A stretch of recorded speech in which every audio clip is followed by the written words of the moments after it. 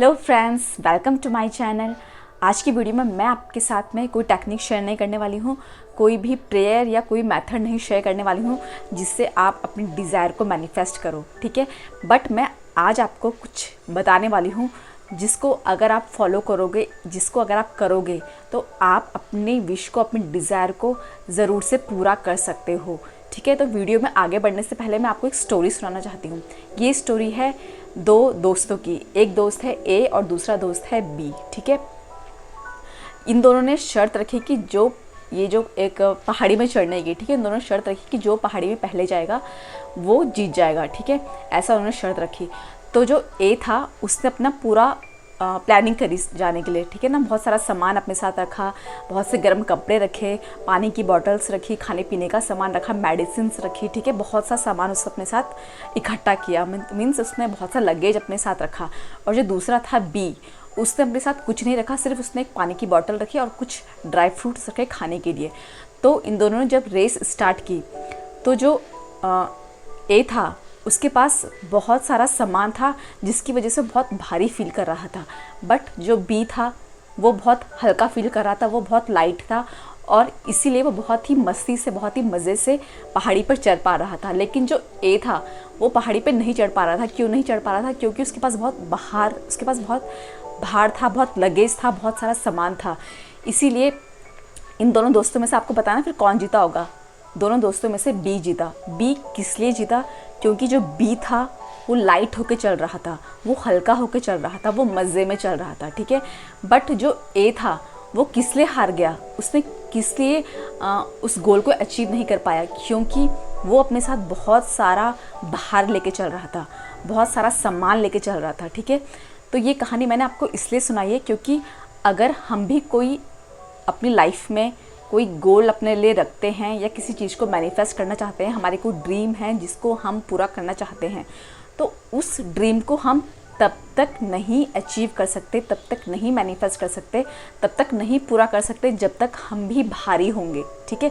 जब तक हम भी अपने साथ गुस्सा और एंगर और मतलब जेलसी, ये सब चीज़ें हम लेके चलेंगे ना अपने साथ में, तो हम भी तब तक अपनी चीज़ों को मैनिफेस्ट नहीं कर पाएंगे। मीन्स हमें भी पहले हल्का होना पड़ेगा बी की तरह।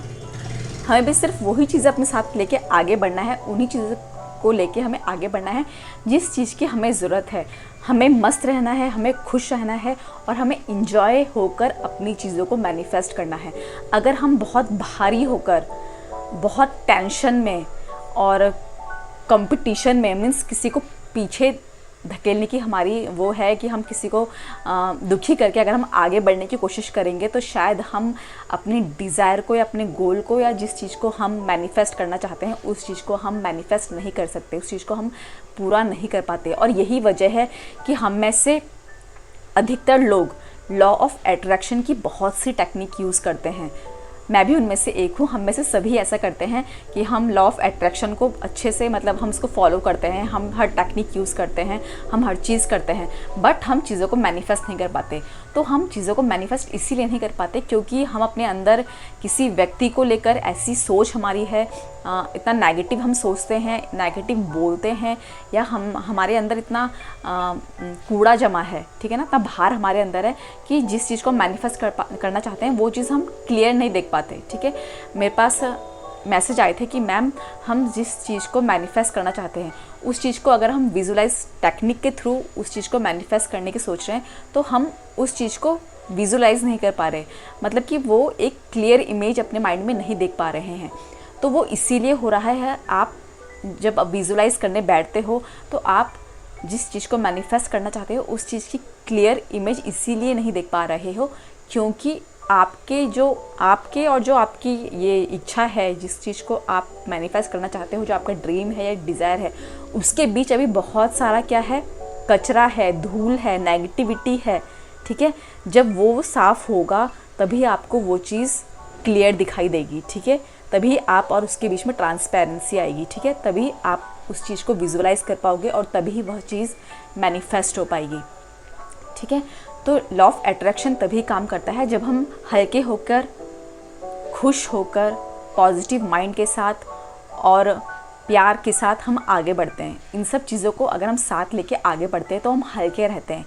हम हल्के रहते हैं तो हम जिस चीज़ को मैनिफेस्ट करना चाहते हैं, जो हमारी डिज़ायर है, उसको हम मैनिफेस्ट ईजीली कर लेते हैं। ठीक है, तो 90% लोग यही मिस्टेक करते हैं। 90% लोग यहीं पर मिस्टेक करते हैं कि वो जब अपने ड्रीम के बारे में सोचते हैं, अपने डिज़ायर को मैनिफेस्ट करने की सोचते हैं, या कोई गोल उन्होंने सोच रखा है उसको पाने के लिए सोचते हैं, तो वो उसके लिए बहुत सारा टेंशन लेते हैं। या जब हम किसी चीज़ को पाना चाहते हैं, ठीक है, तो हम क्या करते हैं उस चीज़ के लिए, मतलब कंपटीशन वाली फीलिंग अगर हमारे अंदर है तो भी हम उस चीज़ को मैनिफेस्ट नहीं कर पाते। हमें कंपटीशन नहीं, हमें सिर्फ अपने बारे में सोचना है कि मुझे उस चीज़ को पाना है। किसी को पीछे धकेल के अगर हम उस चीज़ को पाने की सोच रहे हैं तो भी हम चीज़ को नहीं पा सकते। तो हमें सिर्फ ये सोचना है कि मुझे इस चीज़ को पाना है। ठीक है, बाकी किसी को धकेलने के बारे में या किसी और के बारे में हमें कुछ भी नेगेटिव नहीं सोचना है।